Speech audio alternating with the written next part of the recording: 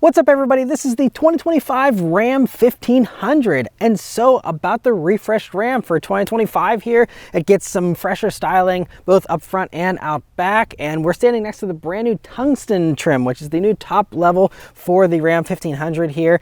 And the other big change here for the 2025 Rams is there is no more V8 available whatsoever. You still have the Pentastar V6 in the base ones, but then most of the lineup is going to get these new Hurricane inline 6 turbo twin turbocharged engines. And stay tuned for my drive impressions on that here a little bit later in the video. But as far as the styling changes up front, you'll see some new headlights. There's LEDs standard across the board, but there's 3 different headlight designs depending on which trim you're getting. This tungsten one, of course, has the fanciest ones, and I really like the LED accenting you have there. And also the tungsten has this one-piece fascia here, so instead of having a separate, bumper, a steel bumper like you'll see on the Rebel and some others, this gives you just the seamless front end there. It has the fog lights, the LED fogs there in the lower part, and it's a really nice look. They've also increased the grille size to make it a little bit more muscular, a little bit more like the 2500 and 3500s, and I think is a nice evolution from the already very handsome styling on the pre-refreshed 1500s here.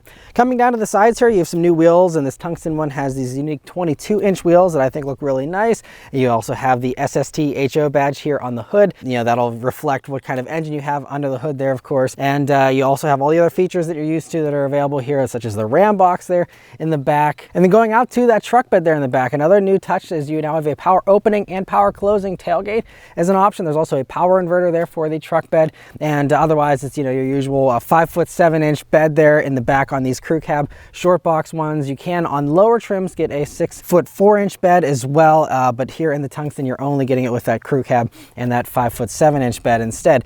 But obviously has all the tie downs and hookups, lighting, and that inverter that can do 1.8 kilowatts of power is a new thing you can get available here on these as well.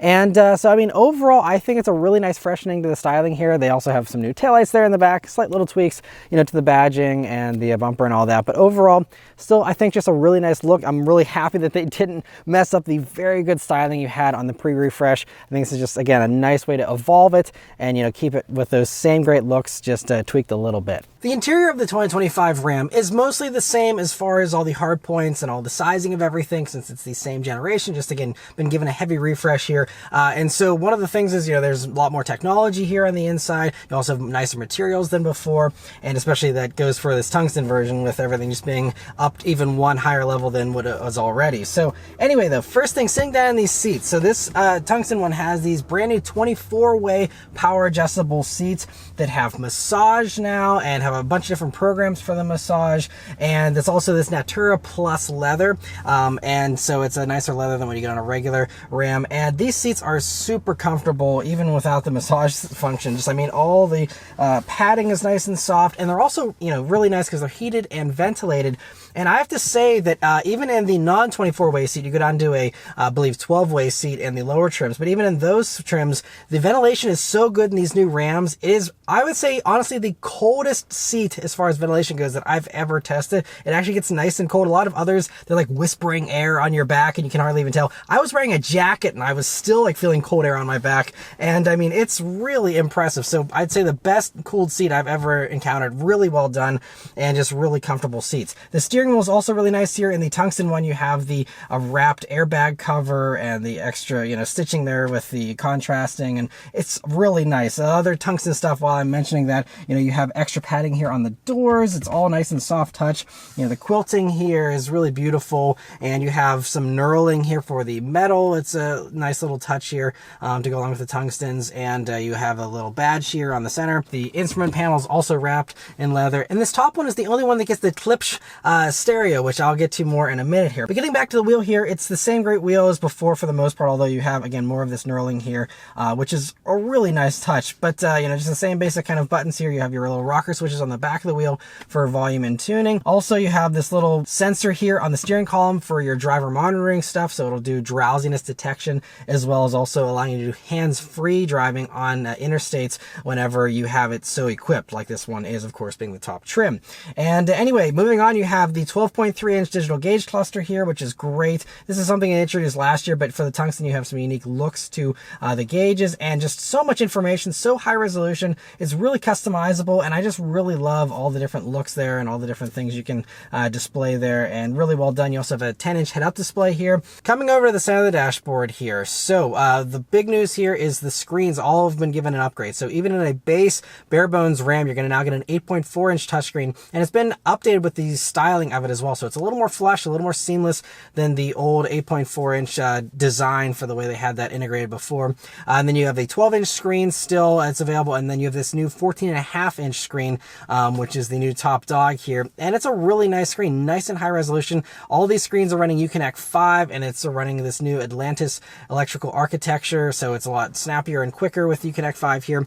And overall, the screen's pretty good. I will say, though, that during my drive today in a different truck, but they still had the same screen, the screen was freezing up with wireless CarPlay. I had to go back into like the home menu for the actual screen itself and then go back into CarPlay. I had to do that 3 or 4 times whenever it was starting to glitch there. So hopefully that's just an early thing here. These systems are all also able to have over-the-air updates and all that. So I'm hoping that's just an early glitch here, and it'll be seamless going forward. But otherwise, though, the Uconnect 5 system is really nicely organized with, the way tuning radio stations is done, navigation, all that type of stuff. The other little critique that I can say, though, is that instead of just being able to touch anywhere in that zone in order to bring up that zone and make it larger, instead you have to hit this tiny little icon in the corner to bring it up. And whenever you're driving, that's not very easy to do. Most other infotainment systems and other vehicles, you just press anywhere in that zone and it brings that up. And I feel like that's just an easy switch. I'm not sure why they force you to use a tiny little button there to bring that up. But aside from that, minor nitpick. Otherwise, this is a really great screen. And yeah, it's hooked up this Klipsch stereo. It's reference premiere. This is the first time Klipsch has had an audio application for a vehicle, and it's really, really impressive. So here it's 23 speakers. It's 1,228 watts of power. There's a 12-inch subwoofer, and I only had a few minutes here to sample it so far. I'm hoping to maybe get one of these as a press vehicle later this year and really test this system some more. But I mean, just the couple of songs I had time to listen to so far sounds very, very impressive. But also the Harman Kardon stereo I spent most of my morning with here in a different Ram Laramie. That's also a really good sounding stereo, really strong bass in that. So it's not like it's everything or nothing here. There's also really great options for those in the lower trims as well. You have as little as 6 speakers, and then there's various different speaker levels before you get up to this 23 speaker system. But I mean, it has speakers in the back of the front seats. You have speakers in the ceiling, speakers everywhere, and it's a very impressive sounding stereo here. But that's not it as far as the screens, because the Ram is the first in its segment to have a passenger display, which this one does have. It's a 10.25-inch display. There's a touchscreen display, and it does a bunch of different things. It has a co-pilot mode, so you can either have navigation and stuff being inputted through that passenger display, or you can also have the cameras pulled up there if you want someone to help you with parking and things like that. And then it also has, just audio controls, and there's also an HDMI input there, so you can plug in any kind of device you want and have a display there for that passenger. And there's a film over that so that the driver cannot see that and won't be distracted by that passenger display. Moving on to the storage spaces here in the Ram, it's about the same as it was before. One of the big improvements here is you'll see you have a bunch of different USB and USB-C jacks, but the really cool thing is you have dual wireless charging now with this Ram charger, and it's really great. It really snugs your phone in nicely there with the rubber at the bottom, so your phone doesn't move around. It actually holds your phone in place. It's also faster wireless charging now than it was before. I love how this whole thing slides. It's so customizable with what you can do with it. So you have exactly what you need there, but have the cup holders and a little coin holder spot there, and you also have a little extra pocket here down by the transmission tunnel area. There's of course pockets in the doors as well, but then this center armrest is super nice and softly padded. You open that up and you'll see 2 different levels here, and tons of space. I love all the little Easter eggs you have in there as well, and just overall tons of space. Of course, it's a truck, that's what you expect, but the Ram still just sticks with all that same great stuff you were used to from the pre-refreshed version. Moving on to the back seat here in the Ram, it's very nice, of course, here, especially in the tungsten version, where you get some very plush seats once again. I'm 5'9", me sitting behind myself. Tons and tons of legroom here in this generation Ram. It's really impressive. And this one, of course, being the top one, you have heated and ventilated seats back there as well. All their own power outlets and full down center armrest, which is super softly padded, and also some more cup holders there, and also pockets in the doors, of course. And they also get treated to this beautiful, huge panoramic moonroof. Again, something that's a carryover from the pre-refresh, but still is very impressive. A nice large moonroof there. But let's start up and go for a drive. The tungstens here actually do get a unique key fob, so that's a nice touch here to give you some more exclusivity there. But so a nice key, has some metal buttons there on the back. A little bit of a thicker key, but not too bad. Just a really cool looking key. But of course it is keyless access, keyless entry, and push button start. So you just leave the key in your pocket, hit the engine start button, and it starts right up. All right, so setting off here in the 2025 Ram 1500. So the first thing you notice about this truck, well, the biggest news here is this Hurricane inline-6 twin-turbo engine. The vehicle I'll be driving for most of the day today here is a Laramie trim that has the standard output version of that Hurricane motor. There's also the high output version, which I'll talk more about in a little bit and hopefully get a chance to sample later on. But as far as first impressions here, I mean, it still is amazing to me. This is hands down the smoothest, most refined truck in the segment, in my opinion. Especially this one has the air suspension, which really gives you that extra smoothness in combination with that 5-link independent rear suspension. It honestly doesn't even feel like it's body on frame most of the time. I mean, it is incredibly smooth. So well insulated here, even just for this Laramie trim. It's nothing super high end as far as the trim structure within Ram here, with even the new tungsten version topping out the lineup, but it still is just so quiet. I mean, you hardly hear the cars passing by and stuff. Other things you notice right off the bat here in the Ram is, of course, the same great visibility. Since this is, again, just a refresh, everything on the inside here is going to be pretty similar visibility-wise. You still have some pretty thick A-pillars, but not too bad since you're sitting up so high here in this truck. And one nice new thing here is that you have a digital camera rear view mirror, which is great to give you better visibility out of the back in case you happen to have people sitting behind you blocking that rear window there.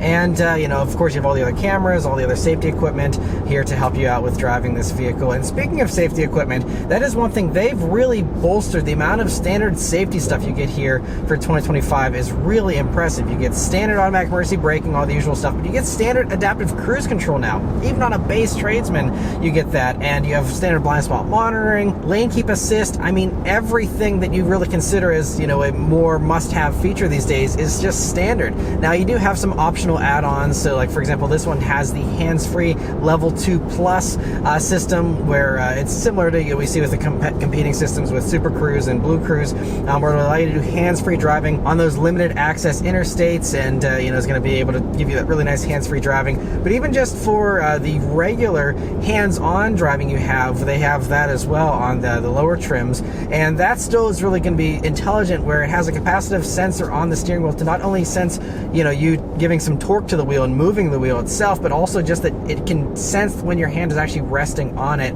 in order to recognize that, not give you false alerts about, hey, your hand's not on the wheel, which is common with some other vehicles, where they often are confused and thinking that you're not, if you're not swerving manually yourself, then it's like, oh, your hands aren't on the wheel. This is supposed to be more intelligent than that, and that's really great. And all the other driver inputs are really easy here in the Ram as well. You have a nice smooth brake pedal, does give you some nice biting power right as you get into the pedal there, but it's not so sensitive that you have to be delicate with your brake inputs. Nice and easy to be smooth with.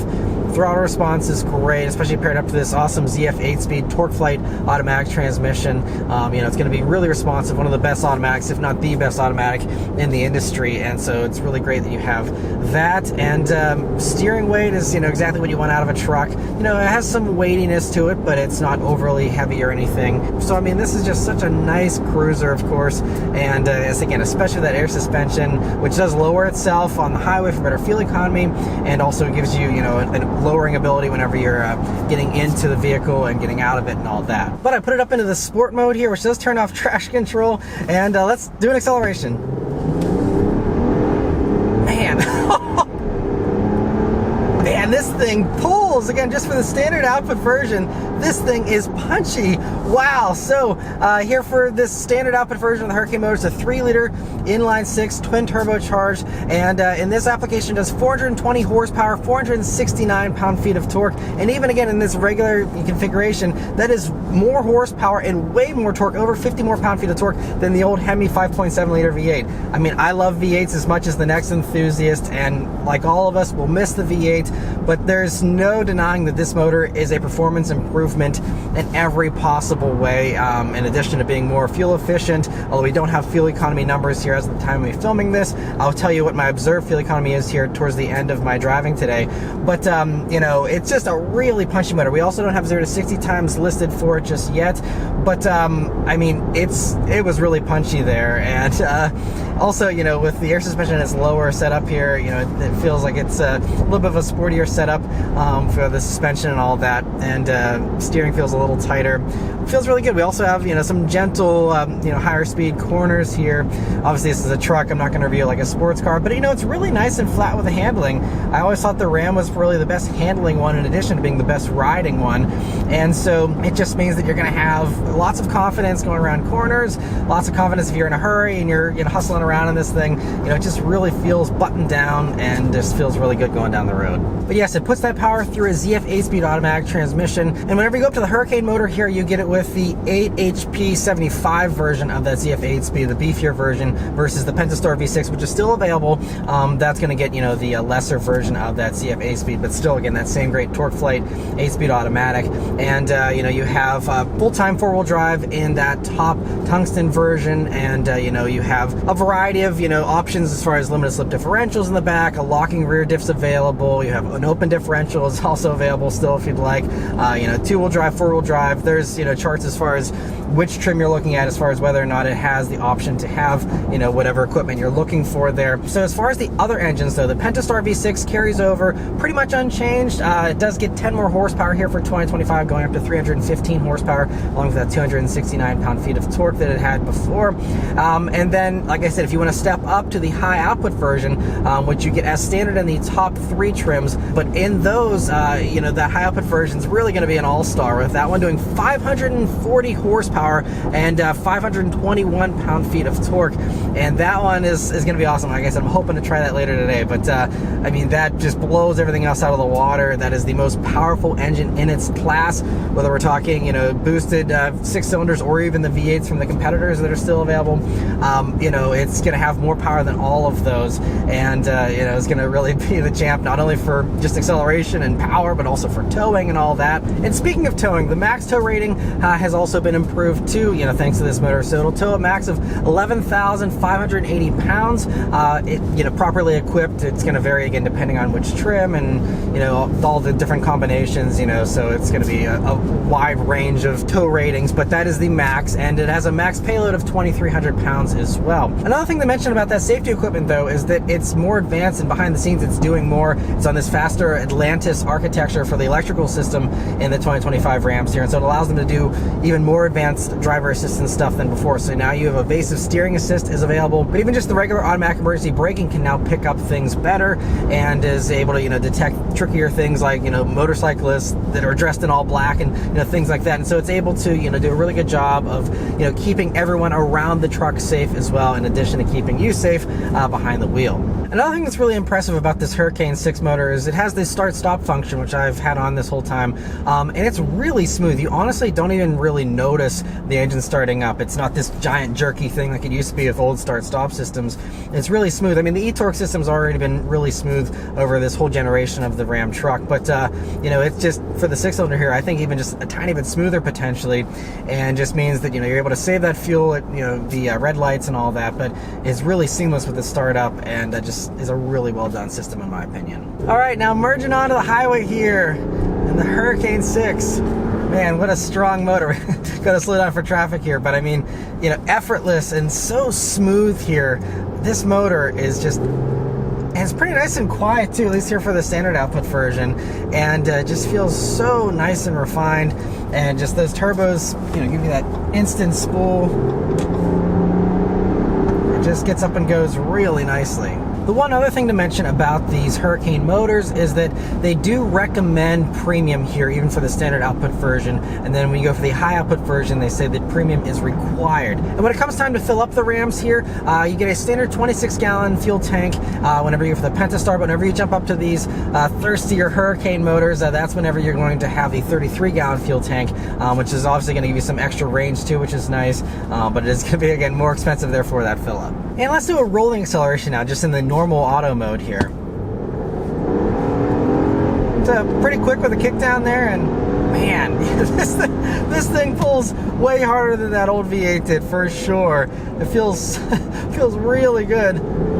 And if it's this quick in this Ram, I can only imagine future Stellantis products that are going to be getting this motor, how punchy it's going to feel. And so with this combination of this buttery smooth engine and then the nice smooth shifts of the ZF8 speed here, I mean, it really makes for a very, very responsive and very smooth powertrain combo. It's really, really great. I will say that there has been a couple of times here so far where I was kind of wanting a downshift slightly sooner than I got it, but you know, as a truck, it's, you know, set up to just be more relaxed, and I'm assuming they want to try and rely on the boost of those turbos as much as possible without hypermiling or anything. But you know, it just means that you have just a beat sometimes when you put your foot down before. It's like, okay, we'll give you the downshift, you know, because it's just hoping that you'll have enough there with the turbo spooling up. All right, so now I'm setting off in the high output version. So unfortunately, due to my schedule, I only have a few minutes to sample this high output motor, but I just wanted to get a couple quick little accelerations just to get a feel for how it steps up from the standard output version of this Hurricane 6. So I mean, just even, you know, 30 miles an hour rolling into it, I mean, there's definitely some extra grunt there for sure. And the one interesting thing though is that all of these Rams have the same brakes. So regardless of how much power you get, whether you go for the Pentastar or you go all the way up to these higher output ones, you're gonna get the same brakes, so just beware of that. All right, so back in sport mode here, and it's lowering down the suspension, and here we go. There it is. Man, this motor, ooh, it's strong. It is really, really impressive. Now, you know, it's the same kind of characteristics as the standard output version. It's just, you know, you get way more horsepower. You have 540 horsepower, 521 pound-feet of torque.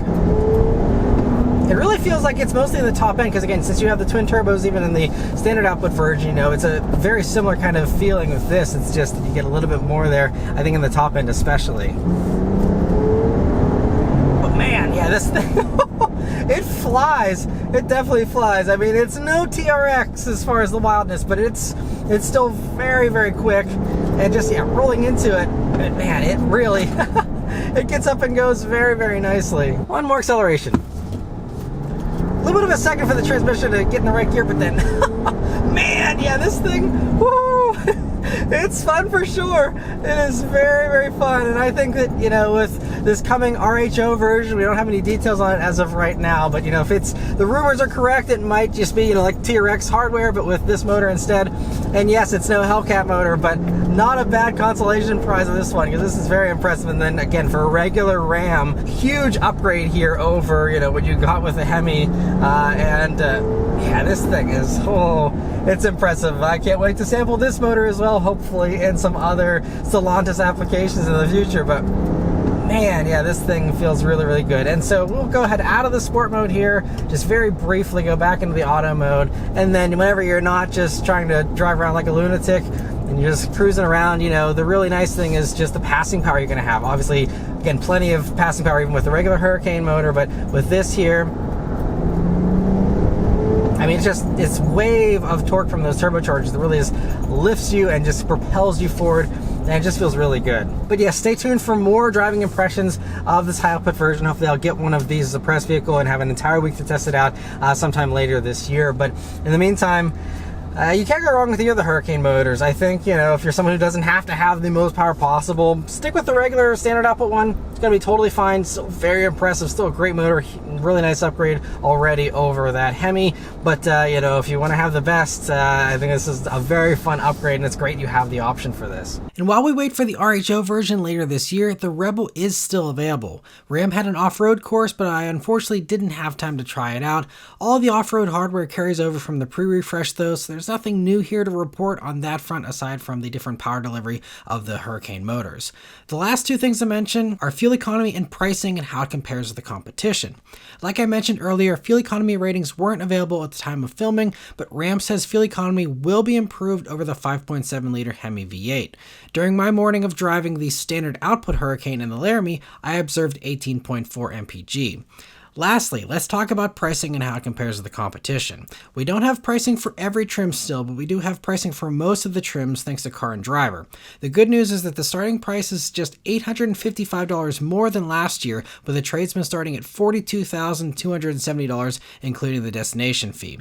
And remember that you get a lot more standard equipment, including that 8.4-inch screen, adaptive cruise control, and blind spot monitoring. Another piece of added value is that if you want to upgrade from the Pentastar V6 to the standard output Hurricane motor with more power than the V8 on those lower trims, the upgrade only costs $2,695 versus the previous upcharge of over $3,000 you used to have to pay for the HEMI. But that's really where the savings ends compared to last year, with Laramie starting over $5,000 more than last year at $62,025, and Rebels starting nearly $5,000 more at $66,190 now. The Limited and Longhorn trims swap places in the hierarchy, but even still, a Limited is over $9,000 more than last year, and a Longhorn is over $14,000 more, both starting in the $77,000 range. Part of that increase can be chalked up to the extra features and the extra power of the high output motor, but that isn't nearly enough to make up the huge spread, especially on just a refresh and not a whole new generation. There's some key context that's missing though, in addition to the inflation factor that I'll get to in a second.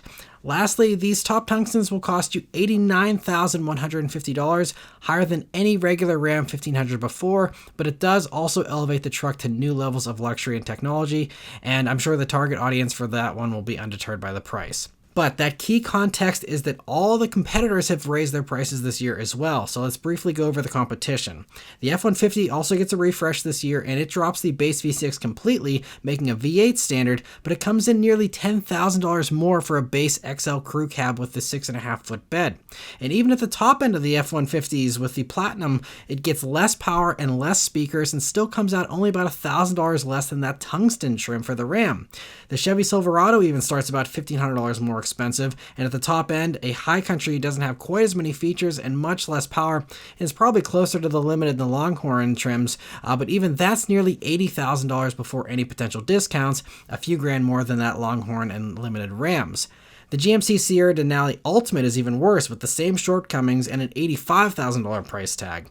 The Toyota Tundra is the only one that undercuts the Ram's starting price by a few $100s, while also giving you a little bit more power in that base trim with the standard turbo V6, and on the top end it also gives you more torque with 583 pound-feet of torque in those top iForce Max versions, but still is down over 100 horsepower compared to that top Ram, and the Toyota has no hands-free capability, less technology, less speakers, and for that capstone that again is closer to those Limited and Longhorn trims, the Tundra will still run you nearly $82,000. Now, they all do packaging slightly differently, so there might be a slight advantage to one over the other depending on exactly what you want, and that base Tundra might be a slightly better deal, but the bottom line here is that with this very important competitor context, even with the big price increases, the 2025 Ram 1500 really comes out as one of the best values in the segment in my opinion, and that combined with what is the most luxurious and most powerful truck in the segment, and in my opinion the smoothest riding one of the bunch as well, it's really hard to argue against the new Ram. And with this refresh, it retains its place as the segment benchmark in multiple ways and is hands down my favorite full-size truck still.